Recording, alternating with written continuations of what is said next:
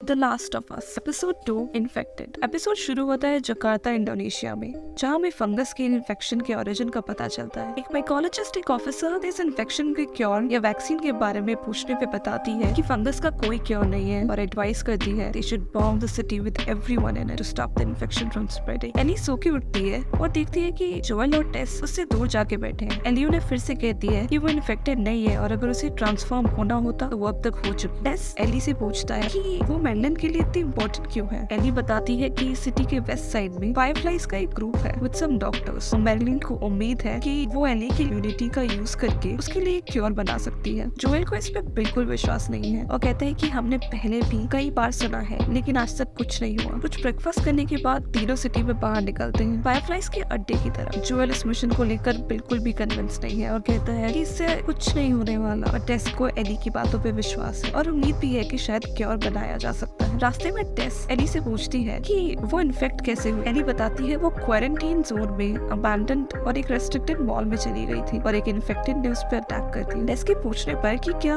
वो अकेली थी जब उस पर इन्फेक्टेड ने अटैक किया। एली कहती है कि हाँ वो अकेली थी but us same fam knows that it's not true. Riley was there but that's the story of another episode called Left Behind. We'll see that later in the show. As they proceed further, वो देखते हैं कि जिस रास्ते से टेस और Joel जाने वाले थे वो इन्फेक्टेड से भरा हुआ है। टेस एली को इन्फेक्टेड्स के बारे में बताता है कि they all are connected. अगर हम किसी एक को भी मारते हैं तो बाकी सभी तक सिग्नल चला जाता है और वो सभी वहाँ पहुँच जाएंगे। तीनों एक म्यूजियम के थ्रू रास्ते को पार करने का फैसला करते हैं। म्यूजियम के अंदर उनका सामना कुछ क्लिकर्स से होता है। क्लिकर वो इन्फेक्टेड है जिनका हेड इनसाइड आउट है और वो देख नहीं सकते। क्लिकर्स उन पे अटैक करते हैं। उनमें से एक एली को काट लेता है पर टेस और जोएल उसे मार देते हैं। म्यूजियम से बाहर आने पर टेस के एंकल पे चोट है और एली को क्लिकर ने काट लिया है। जोएल टेस को कहता है कि एली शायद पहली बार काटे जाने पर इन्फेक्ट नहीं हुई हो पर दूसरी बार हो सकती है। टेस जोएल को डांट के कहती है कि कभी तो कुछ अच्छे होने की बात करो। The scene gives us a brief view on how Joel is completely hopeless and how Ellie has given Tess a hope that there is a chance of a better world। टेस का एक बैक स्टोरी है जिसे ना तो show में और ना ही game में दिखाया गया है। टेस was married and had a husband and a son। दोनों ही इन्फेक्ट हो जाते हैं और टेस को अपने हस्बैंड को मारना पड़ता है पर टेस अपने बेटे को नहीं मार पाती और उसे बेसमेंट में बंद कर देती है। Being with Ellie has revived the mother inside her and she really wants to save Ellie। Joel, Tess और एली फाइनली फायरफ्लाइज के अड्डे पर पहुंच जाते हैं but all they find are the dead bodies of firefighters shoulder। Joel कहता है कि इस मिशन का कोई फायदा नहीं है, हमें लौट जाना चाहिए। टेस कहती है कि हम अगर लौट गए तो फेड्रा हमें स्कैन करेगी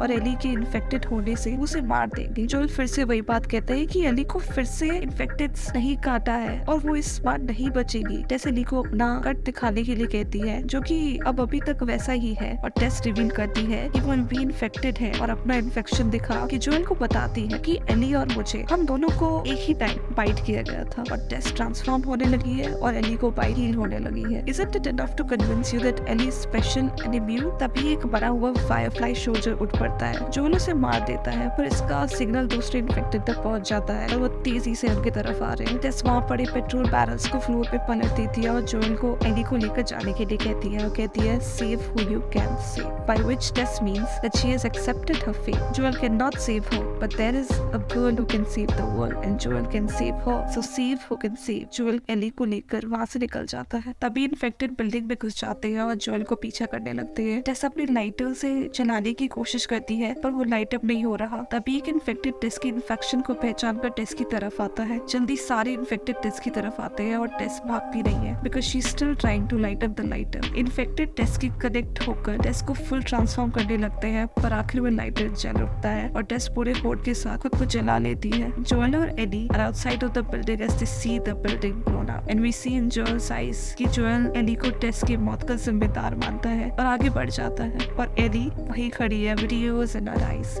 knowing that she's lost the one who cared for her and stuck with Joel who hates her and wants to kill her। and that's the end of episode 2। another great episode। Her episode के साथ show के writers ने story और show के character को और ज्यादा depth दिया था और एक डिफरेंट पॉइंट ऑफ व्यू दिया है जो गेम में पॉसिबल नहीं था। The show is already creating history as the first episode was second most watched premiere of HBO in last decade, second only to House of Dragon। there's so much that has to happen। और next week हम फिर नई video के साथ तैयार रहेंगे। So till then keep watching and share and subscribe to our channel and that's a goodbye।